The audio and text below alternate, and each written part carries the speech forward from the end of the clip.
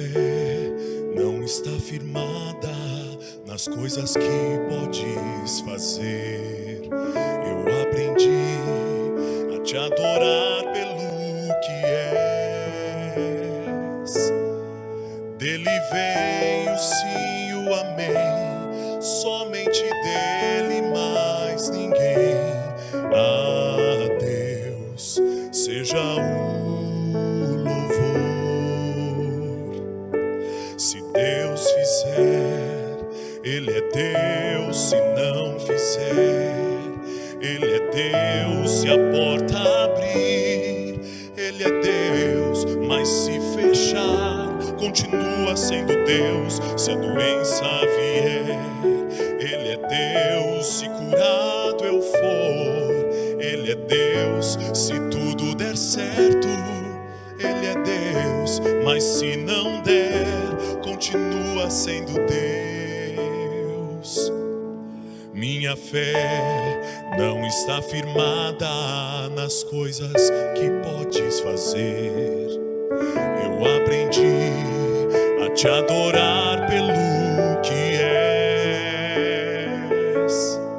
Dele veio sim o amém, somente dele mais ninguém.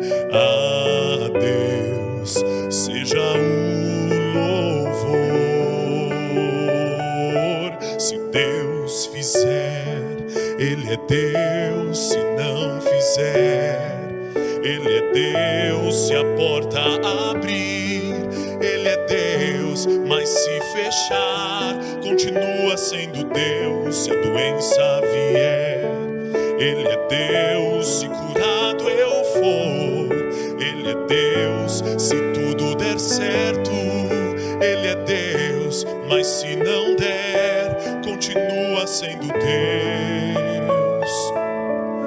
Não o adoro pelo que Ele faz, eu o adoro pelo que Ele é.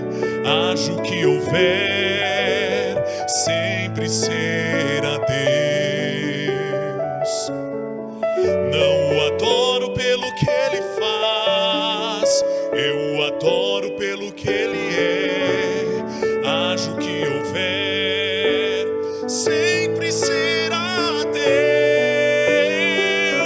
Se Deus fizer, Ele é Deus. Se não fizer, Ele é Deus. Se a porta abrir, Ele é Deus. Mas se fechar, continua sendo Deus. Se a doença vier, Ele é Deus. Se curado eu for, Ele é Deus. Se tudo der certo, Ele é Deus.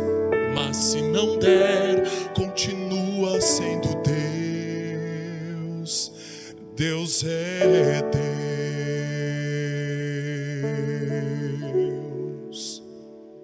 Amém.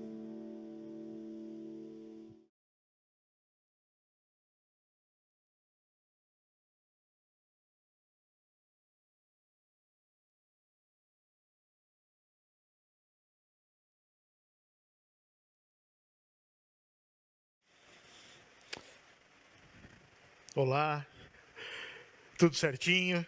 Uma boa noite, uma alegria poder cumprimentar você mais uma vez. Seja muito bem-vindo ao nosso culto, à nossa live. Você que é de perto, você que é de longe, que você se sinta bem aqui em nosso meio, que você saia daqui abençoado por Deus. Esse é o nosso intuito, não é? Quando nós viemos à igreja, quando nós entramos numa live, o intuito é nós recebermos a bênção do Senhor. E eu oro para que você, ao terminar este encontro, você de fato saia daqui desta reunião abençoado por Deus. Que momento mágico não foi esse de poder ouvir aqui, de poder cantar, louvar o nome de Deus. Eu confesso a vocês que nós estamos aqui contando os dias para voltarmos para a igreja, para nos reunirmos de novo aqui. É uma emoção quando nós ouvimos um louvor aqui, é um sentimento que não dá nem para explicar o que nós sentimos aqui. Nós estamos caminhando para voltarmos A ideia, o plano é voltarmos no dia 24 de outubro. Guarda aí essa data, será um sábado muito especial, quando nós então voltarmos com os nossos cultos presenciais. Você que é de Valentim Gentil, o meu abraço. Você que é de Floreal, também o meu abraço. Você que é aqui, membro da Igreja Central de Votuporanga, também o meu abraço, a minha saudação. Você que nos assiste de outra cidade, de outro estado, de outro lugar, também a minha saudação, também o meu abraço. Seja muito bem-vindo aqui ao nosso culto na Igreja Central de Votuporanga. E eu quero fazer um pedido, sempre eu tenho feito esse pedido, e quero pedir a você que nos ajude compartilhando a esperança. Como é isso, pastor? Ora, você recebeu no grupo de WhatsApp da igreja o link da nossa transmissão. Por favor, compartilhe esse link com mais pessoas, para que mais pessoas então recebam a bênção desta noite. Você que está nos assistindo pelo Facebook, também compartilhe a transmissão. Posso contar com você? Tudo certo? Nos ajude, compartilhe. Nós estamos tanto pelo Facebook quanto pelo YouTube, e teremos uma noite abençoada por Deus. Nós estamos numa série, estamos estudando o Evangelho de João. Nós nos propusemos a estudar os milagres. Se você perdeu o primeiro episódio, nós estamos no segundo episódio. No primeiro episódio eu expliquei que João, ele não usa a palavra milagres, ele usa a palavra sinais. E nós temos 7 milagres ou 7 sinais escolhidos por João, e ele então, nós não sabemos, o porquê. Na verdade, ele explica o porquê, porque ele diz assim: o livro tem o intuito de provar que Jesus, ele é o Filho de Deus. E ele então escolhe 7 sinais e os coloca no seu livro. E hoje nós vamos estudar então o segundo milagre relatado no Evangelho de João. Antes, um detalhe, quero mostrar para você. O texto que nós vamos ler é de João, capítulo 4, a partir do verso 53. Você que tiver com a sua Bíblia, por favor, abra aí a sua Bíblia, acompanha conosco a leitura. É o segundo sinal, é o segundo milagre que João relata no seu Evangelho. E eu coloquei um título para esse sermão, que é: se vocês não virem sinais e prodígios. E Deus, ele na verdade conduz todas as coisas. E quero agradecer aqui ao Tiago pela música que ele escolheu para cantar, porque de fato a música é o resumo da mensagem desta noite. Algumas pessoas me perguntaram: pastor, nós assistimos o episódio 1 na quarta-feira, e eu queria saber que livro que o senhor está usando. São 2 livros. Vai aparecer para você. Estou usando o livro O Libertador, é uma versão atual do livro Desejado de Todas as Nações, e estou usando o livro Comentário de João, do Carson, que é um dos melhores comentários que nós temos a respeito do livro de João. São esses 2 livros que eu tenho como base ao preparar os nossos estudos aqui, os nossos sermões. Bom, vamos ler então. Abra aí a sua Bíblia, por favor, abra a sua Bíblia. João capítulo 4, vamos ler a partir do verso 43. Desculpa, 43. Vamos juntos? Vamos lá? Passado 2 dias, Jesus saiu dali e foi para a Galileia, porque o próprio Jesus testemunhou que um profeta não tem honra na sua própria terra. Assim, quando chegou a Galileia, os galileus o receberam, porque viram todas as coisas que Jesus tinha feito em Jerusalém por ocasião da festa, a qual eles também tinham comparecido. Continua lendo. Olha o que diz o verso 46. Jesus, outra vez, a Caná de Galileia, onde tinha transformado água em vinho. Havia ali um oficial do rei, cujo filho estava doente em Cafarnaum. Quando ouviu dizer que Jesus tinha vindo da Judeia para a Galileia, foi até ele e pediu-lhe que fosse curar o seu filho, que estava morrendo. Verso 48.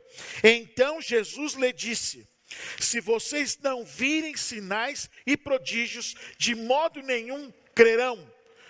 Guarda bem essa frase, porque foi desta frase que eu tirei o título do sermão. Ele diz: se vocês não virem sinais e prodígios, de modo nenhum crerão.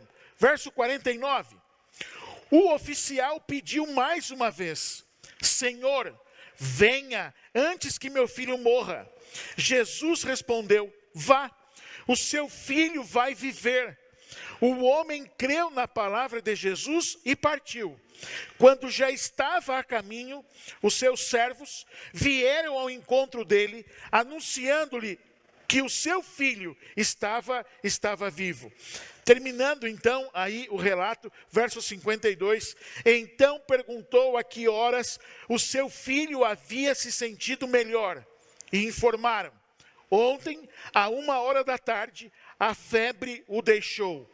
Com isso, o pai reconheceu que aquela era precisamente a hora em que Jesus tinha dito a ele: o seu filho vai viver. E ele e toda a sua casa creram.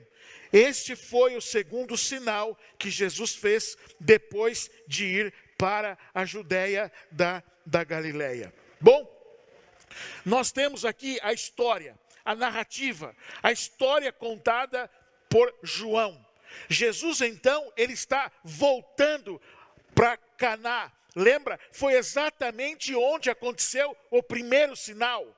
Ele não usa a palavra milagre, ele usa a palavra sinal. E ele está voltando agora depois de 2 dias. Então, vamos só entender o que está acontecendo, o contexto desse capítulo. Vou convidar você a ler o capítulo 4, o verso 3 e o verso 4. Olha o que diz o texto. João, capítulo 4, verso 3 e o verso 4. Deixou a Judeia, retirando-se outra vez para a Galileia, e era-lhe necessário passar pela região da Samaria. Querido, isso é muito importante para nós agora. Jesus estava na Judeia e agora ele tem que ir para a Galileia. Porém, para ir para a Galileia, ele teria que passar em território samaritano. E você conhece a história. Eu vou mostrar para você num mapa, vai ficar mais fácil para você identificar, para você ver aí o trajeto. Veja, Jesus estava na Judeia ao sul, Galileia está ao norte, e o caminho mais curto era justamente uma linha reta, subir em direção à Galileia. Porém, os judeus que não gostavam dos samaritanos, eles faziam um caminho mais distante. Se você observar aí no mapa, você vai ver que lá em cima está o mar da Galileia, embaixo está o Mar Morto e o Rio Jordão aí então descendo.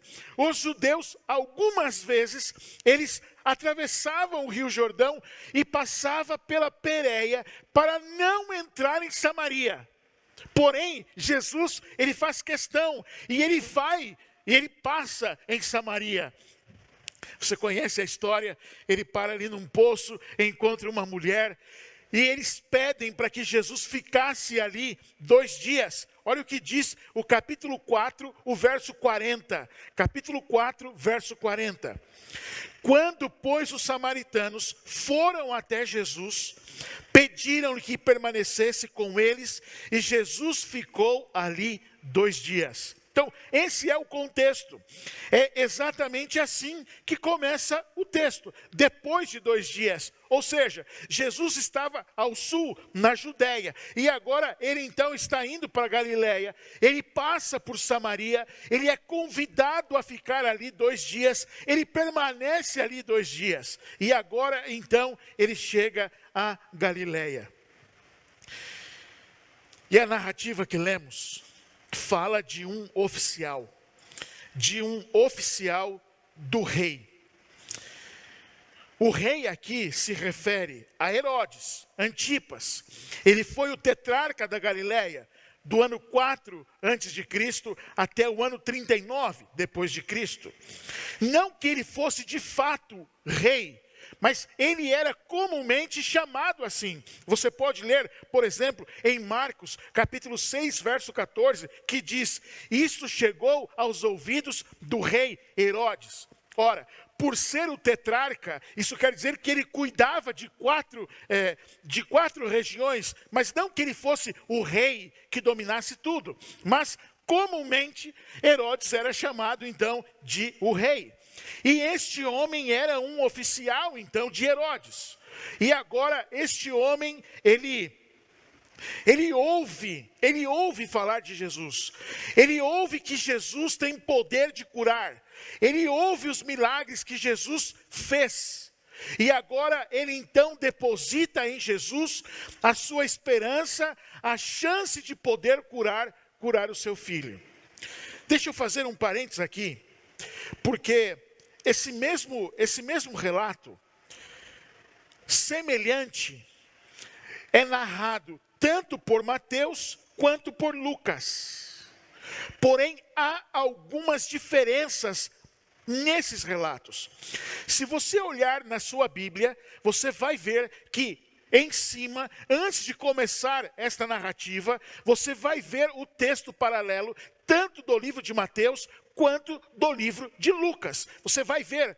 Porém, queridos, esta história narrada nos sinóticos, ou seja, em Mateus e em Lucas, ela não é a mesma história narrada por João. Veja, não é que João está olhando por uma outra perspectiva. Não é a mesma história. Vamos ver essas diferenças. Olha só, aqui na história, o homem é um oficial do rei, ou seja, judeu, e não gentil, como o centurião contado na história de Mateus e Lucas. Esta é uma diferença.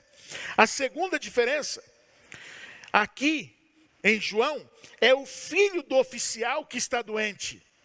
Na história de Mateus e na história de Lucas, é o servo que está doente, o servo do centurião. Outro detalhe é o fato da insistência do oficial ao pedir que Jesus vá até a sua casa. Ele pede para que Jesus então fosse até a sua casa. Em contrapartida, quando nós lemos aqui a história do centurião, o centurião não se acha digno de receber a Jesus. Vamos ler, acompanhe comigo, por favor, aí em Mateus. Estou lendo Mateus capítulo 8, o verso 8 e o verso 9, que diz o seguinte: "Mas o centurião respondeu: Senhor, não sou digno de recebê-lo em minha casa, mas apenas mande com uma palavra e o meu servo será curado. Porque também eu sou um homem sujeito à autoridade, tenho soldados às minhas ordens, e digo a este, vá, e ele vai, a outro, venha, e ele vem, e ao meu servo, faça isto, e ele faz." Perceberam que há pelo menos três diferenças, três detalhes que separam essas histórias. As narradas por Mateus e Lucas e a narrada por João não podem ser a mesma história. É um centurião gentil. Aqui, um judeu, oficial do rei. A história do centurião é o servo que está doente. Aqui em João, quem está doente é o filho do oficial. E o outro detalhe, aqui o oficial insiste para que Jesus o acompanhe até a sua casa. O centurião se achava indigno de receber a Jesus. No que diz respeito, querido, a esse oficial, ele ouviu que Jesus pode fazer milagres. E tal poder significava esperança para o seu filho, que provavelmente sofria de uma enfermidade incurável. Antes do milagre, ele não manifesta nenhuma fé que vá além do desespero de ver o filho moribundo na cama, prestes a morrer. Ele ouviu falar que Jesus tinha poder para curar. Ele ouviu falar que Jesus fazia milagres. Só que ele agora tenta transferir essa confiança, mas na verdade o que ele carrega não é fé. O que ele tem é uma tentativa desesperada de salvar o seu filho. E ele vai até Jesus.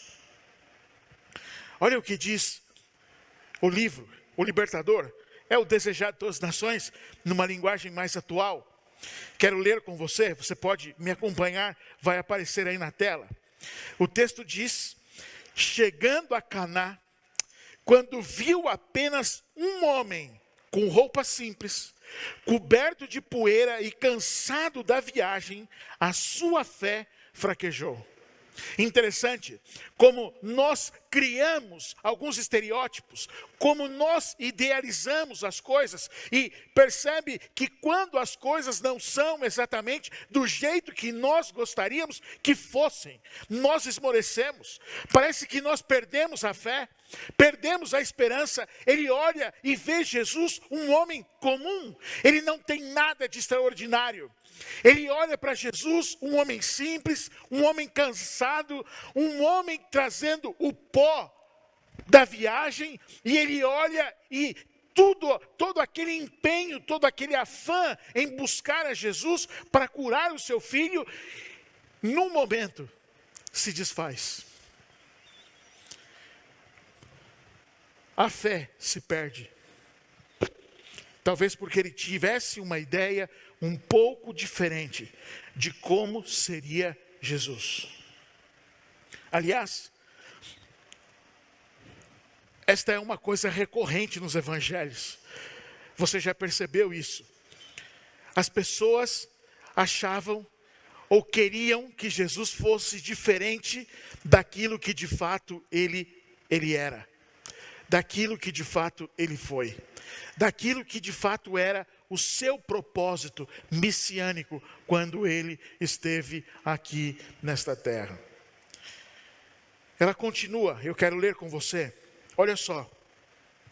Ela diz assim: o nobre, esse oficial do rei, ele queria ver a resposta à sua oração antes de crer. Mas teve que aceitar a palavra de Jesus, que seu pedido tinha sido ouvido e a bênção concedida. Olha só a situação deste homem. Ele quer ver para crer. Ele primeiro quer ver o milagre para acreditar. Não parece um pouco incoerente isso? Não é um pouco estranho esse fato? Ele primeiro quer ver o milagre para depois acreditar. Ele pede para que Deus o cure. E então Jesus responde para ele: ora, se vocês não virem sinais e prodígios, de modo nenhum crerão. Ele insiste. Mas a intenção dele é ver para crer. Talvez não muito diferente da nossa atitude.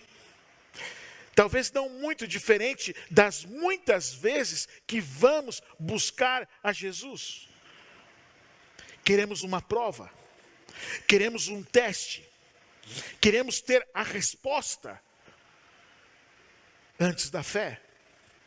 E invertemos as coisas, invertemos os detalhes. Não é assim que funciona. Continuando lendo o livro O Libertador, olha só. Muitos judeus estavam interessados em Jesus por motivos egoístas. Sua fé dependia de favores temporários que Jesus lhes pudesse conceder e não enxergavam a necessidade que tinham da graça divina. Eu não sei se você consegue imaginar esta cena, mas imagine. Volta lá no tempo, há 2000 anos atrás, a 10.000 quilômetros de distância daqui. Um homem agora andando na Palestina. Ora, é um homem comum, porém ele não é tão comum. Ele é comum porque ele se parece com uma pessoa normal. Porém, quando ele abre a boca, quando ele fala, quando ele age, é diferente. E agora ele começa a chamar a atenção. Imagina, cegos estão vendo, coxos estão andando, os surdos estão ouvindo. Ora, até a ressurreição, esse homem, ele tem poder para fazer, ele tem poder sobre a morte. E é fato, isso chama a atenção. E agora as pessoas passam a olhar para Jesus como se ele fosse o Senhor dos desejos. As pessoas passam a olhar para Jesus como se ele fosse o gênio da lâmpada. Desejos egoístas. O que ele pode me dar? O que ele pode fazer? O que ele pode consertar? Mas as pessoas se esqueciam da verdadeira necessidade das suas vidas. A graça de Deus. E este homem, preocupado apenas em si e no seu filho, queria apenas uma cura. Não queria outra coisa. Queria ver para poder crer. Só, querido, que Jesus, ele faz muito mais coisas e melhores do que aquilo que nós pedimos, do que aquilo que nós ansiamos. Esse autor que eu mencionei para você, D.A. Carson, ele escreve neste livro um comentário e ele diz: milagres por si só não podem levar a uma fé genuína. Milagres por si só não podem levar a uma fé genuína. Porque, querido, a fé, ela não é movida por milagres. A fé, ela não é movida por teofanias, por demonstrações do poder de Deus. A Bíblia diz que a fé vem pelo ouvir. E ouvir o quê? Ouvir a palavra. Agora, entenda. Nós estamos acostumados e parece que temos uma necessidade. Nós queremos ver os milagres. Nós queremos ter as orações respondidas para poder crer. Milagres, por si só, não podem levar a uma fé genuína. E eu posso provar isso. Se você se lembrar do povo de Israel, quando saíram do Egito, você pode enumerar a quantidade de milagres que esses homens viram. Lembra? 10 pragas. 10 pragas. Nenhuma praga caiu sobre o povo de Deus. O povo sai do Egito ileso. E agora, mais um milagre. O mar diante deles. E de maneira extraordinária, Deus abre o mar. O povo passa. Quanto tempo, queridos? 40 anos no deserto. 40 anos vendo a provisão de Deus, tirando água da rocha. Uma nuvem que os cobria do calor do dia, uma coluna de fogo que esquentava e protegia à noite. A sandália que não desgastava, a roupa que não desgastava, o alimento diário. Quantos milagres esse povo viu? Porém, quando você vai à Bíblia, você vai perceber que a maioria desse povo, vendo tantos milagres, não tinham fé genuína em Deus. E eu pergunto para você, o que você veio procurar hoje aqui? Um milagre? O que você veio procurar hoje assistindo essa live? Você quer um milagre? Você também entrou aqui porque você quer receber apenas um milagre? Você entrou aqui para assistir esta live simplesmente porque você quer usar o poder de Deus a seu favor de forma egoísta? Para responder às suas inquietações? Para resolver os seus problemas? Lembra da música do início? Lembra? Se Deus fizer, Ele é Deus. Se Ele não fizer, Ele continua sendo Deus. Olha só, eu quero ler com você mais um texto. Como o angustiado pai, nós somos, muitas vezes, levados a procurar Jesus só pelo desejo de obter algum benefício terrestre. E nossa confiança em seu amor passa a depender da resposta positiva ao nosso pedido. Querido, isso é muito sério. Olha só o que está dizendo aqui, que muitos de nós, no momento de angústia, como aquele pai que clama pela vida do seu filho, muitas vezes, pela angústia, nós somos levados a procurar Jesus apenas com o desejo de receber um benefício. Pior do que isso, é que nós trocamos a nossa fé pela resposta de Deus. Ora, se Deus responder a minha oração, então é porque Ele me ama. Se Deus fizer o que eu estou pedindo, então é porque Ele me aceita. É porque então eu tenho fé, Ele ouve a minha oração. Mas querido, muitas vezes, você e eu clamamos a Deus. E a única coisa que nós ouvimos foi o silêncio de Deus. Mas Ele continua sendo Deus. Se Ele fizer, se Ele não fizer, Ele continua sendo Deus. O que eu quero desafiar você nesta noite é que você não pode colocar a sua fé, você não pode colocar a sua esperança nas respostas de Deus. Porque Ele vai continuar sendo Deus, se Ele responder do jeito que você quiser ou não. Eu já contei isso para vocês. Quando minha mãe ficou doente, depois que ela teve o segundo AVC e foi para o hospital, as notícias não eram boas. E uma vez eu perguntei para o médico, e eu disse para ele, eu quero saber quais são as chances reais da minha mãe. E ele foi muito sincero. Era um médico novo, jovem ainda, e ele, com muito tato, com muito carinho, ele começou a explicar o que tinha acontecido. E ele disse, se a sua mãe sair daqui,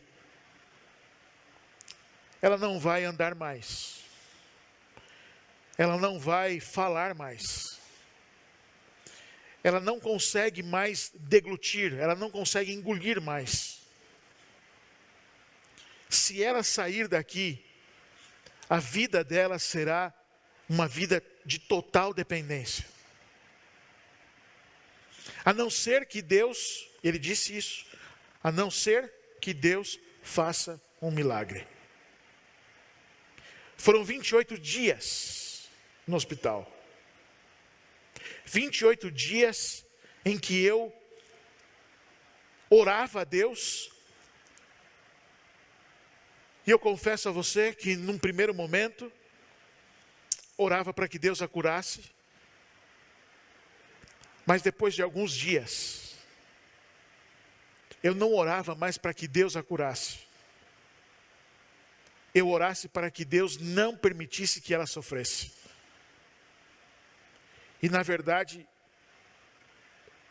esses dias terminaram com eu clamando a Deus para que Deus a levasse. Porque o sofrimento era muito grande. na UTI. Ela já estava com feridas, muito inchada. O tempo que eu tinha de visita, que eu passava ali com ela, não havia nenhuma resposta. E como filho, eu saía dali e eu clamava para Deus. E algumas vezes eu confesso para você que eu briguei com Deus. Algumas vezes eu saía do hospital e eu ia para outra cidade, eu estava no evangelismo e eu pregava à noite. E às vezes eu saía mais cedo para fazer visitas. E essas viagens, elas eram de briga com Deus. Eu chorava no carro, brigando com Deus. Querido, demorou muito tempo para eu entender que a minha fé, ela não pode estar ligada às respostas de Deus. Demorou um bom tempo para eu entender que tudo está no controle de Deus. E que Ele fará as coisas no tempo dEle, do jeito dEle. Fazendo ou não fazendo, do jeito que você quer, Ele continuará sendo Deus. Apenas confie. Apenas se entregue. Creia. Quero ler um outro texto com você, ainda nesse livro, na página 111, O Libertador, diz o seguinte: Jesus deseja dar uma bênção superior àquela que pedimos. E Ele demora a responder, olha só. E Ele demora a responder, para que possa nos mostrar o mal que existe em nosso coração e a necessidade que temos da sua graça. Querido, o que eu entendo é que muitas vezes o que nós pedimos para Deus não é a real necessidade que nós temos. Eu entendo que muitas vezes o que nós pedimos para Deus não é exatamente aquilo que nós precisamos. E por isso Ele demora em atender. Por isso Ele dá um tempo. E esse tempo é justamente para você e eu, para nós entendermos o que de fato nós precisamos. Eu queria um milagre. Eu queria um milagre. Eu já contei isso para vocês.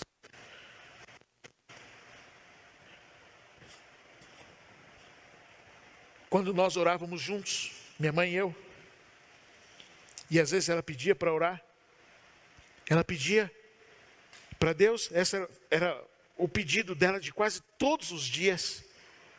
Ela pedia que ela queria estar viva, ela queria fazer parte da última geração viva por ocasião da volta de Jesus. Bom, Deus sabe todas as coisas. Ela descansou no Senhor. Acabou o sofrimento.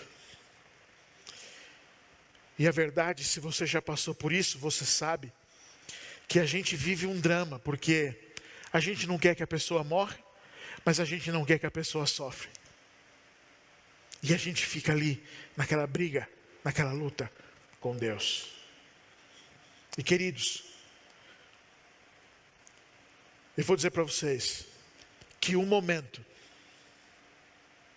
de maior comunhão com Deus na minha vida foi exatamente esse período em que a minha mãe passou no hospital. Talvez a minha maior necessidade não era a cura da minha mãe. Talvez a minha maior necessidade seria me aproximar mais de Deus. E por isso a demora. Por isso que às vezes Ele demora. Ele quer, querido, que você e eu nos afastemos do sentimento egoísta que nos leva a procurá-lo. Ele não quer que você o procure apenas para resolver seus problemas. Deus não é um fantoche na nossa mão. Ele não quer ser usado apenas como alguém que pode resolver todas as coisas. Ele quer ser seu amigo. Ele quer estar com você. Ele quer passar tempo com você. E sabe o que acontece quando ele demora para responder? Sabe o que acontece quando esse tempo é demorado e parece que Deus não responde? Esse período é o momento em que nós deveríamos aproveitar para passar mais perto de Jesus, porque Ele não nos abandona. Ele sabe todas as coisas, Ele está vendo todas as coisas. Ao questionar a fé daquele homem, ao descobrir, porque Jesus sabia que de fato ele não cria, ele apenas queria a cura do filho, Jesus o questiona. Ele então pede uma segunda vez. E ao pedir uma segunda vez, Jesus então diz para ele: vai embora. Seu filho vai viver. Quando ele chega em casa, quando ele encontra o filho restabelecido, ele então pergunta para as pessoas ali da sua casa: que horário? Qual foi a hora que ele ficou bom? E eles disseram: a 1h da tarde. E ele então ligou uma coisa na outra e descobriu que foi exatamente a hora em que Jesus havia dito para ele que o filho não morreria. Bom, o que essa lição traz para nós? O que essa narrativa, o que essa história nos ensina? Não perca a fé. Não coloque a fé nas respostas que você quer ouvir de Deus. Não ligue para as circunstâncias. Porque Deus quer fazer muito mais do que você está pedindo por Ele. E querido, quando você passar por uma prova, ore a Deus para que Deus mostre a você qual é a sua real necessidade. Qual é o seu real, aquilo que de fato você precisa. É um milagre? É uma cura? É um novo trabalho? Será que o que você precisa de fato é de mais dinheiro? Mais saúde? Use esse tempo, querido, para se aproximar mais de Deus e saber exatamente aquilo que você mais precisa. Porque esse tempo de demora é o tempo em que Deus vai usar para dar a você aquilo que de fato você precisa. Meu desejo a você é que você permaneça firme nos caminhos do Senhor. Aguenta firme. Está difícil, eu sei. Temos pessoas queridas nossas internadas, pessoas da nossa família acometidas com essa pandemia. E estamos orando para Deus, pedindo a cura deles. Deus sabe todas as coisas. Ele faz as coisas no tempo dele. Não perca a fé. Saiba que Deus quer te dar muito mais do que você está pedindo. E talvez a sua real necessidade não seja o milagre que você está pedindo. Talvez a sua real necessidade seja estar mais perto de Jesus. Aproveita esse tempo para isso. Esse é o meu desejo, é a minha oração para você. Nós temos orado aqui por algumas pessoas. Estamos orando pelo irmão José Pedroso. Sabemos que ele está internado. Ainda não falei com a Priscila hoje. Não sei qual é a notícia de hoje. Ontem ele tinha se recuperado, estava se recuperando um pouco. Vamos continuar orando por ele. há outros pedidos que chegam para nós. Vamos continuar orando por esses pedidos. Mas eu gostaria de desafiar você a não apenas orar por um milagre. Eu quero desafiar você a nesta noite a orar por aquilo que de fato você precisa. Eu não sei o que é. Talvez nem você saiba exatamente. Mas se você abrir o seu coração, Deus vai dizer e Deus vai te conceder aquilo que realmente você precisa. Aceita esse desafio? Quer fazer esta oração comigo? Aliás, vamos fazer um pouquinho diferente. Eu vou dar um tempinho para você orar. Faça a sua oração. Peça para Deus aquilo que de fato você precisa. Não só um milagre, não só uma bênção, não só um sinal, não só uma manifestação de poder. Ore para Deus. Feche os seus olhos. Aproveite esse momento. Fale com Deus. Abra seu coração para Ele. Ore, não apenas por um milagre, mas por aquilo que de fato você necessita. Peça para Deus. Fala com Ele.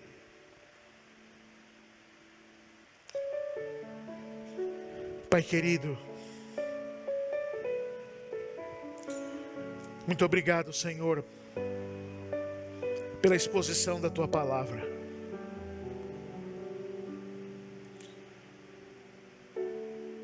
Obrigado porque o Senhor é um Pai que ama, é um Pai que cuida, é um Pai que não desampara os seus filhos. E nós te louvamos por isso.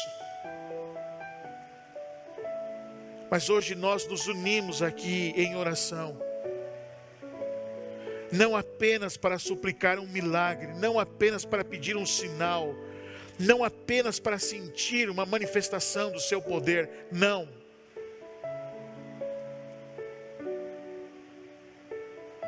Queremos saber o que exatamente nós precisamos. Fala conosco, Senhor, nessa noite.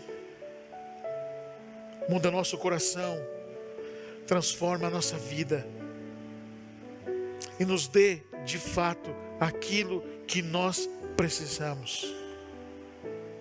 Esses momentos de pandemia, de incertezas, de luta sem saber como vai ser o dia de amanhã, que sejam dias passados ao teu lado. Nos mantém firmes, Senhor, nos teus braços. Nos ajuda a vencer. E abrevia, Senhor Deus, esse tempo. Está sendo difícil. Clamamos para que o Senhor possa abreviar esse tempo. Abençoe a cada um de nós que estamos aqui. Cada pessoa que está conectada, assistindo essa live. Cada pessoa aqui, cada lar aqui representado. Que a tua graça, que a tua bênção, que o teu perdão alcance cada um de nós. Nós oramos, não porque nós merecemos, mas nós pedimos nos méritos de Jesus. Amém, Senhor Deus. Amém.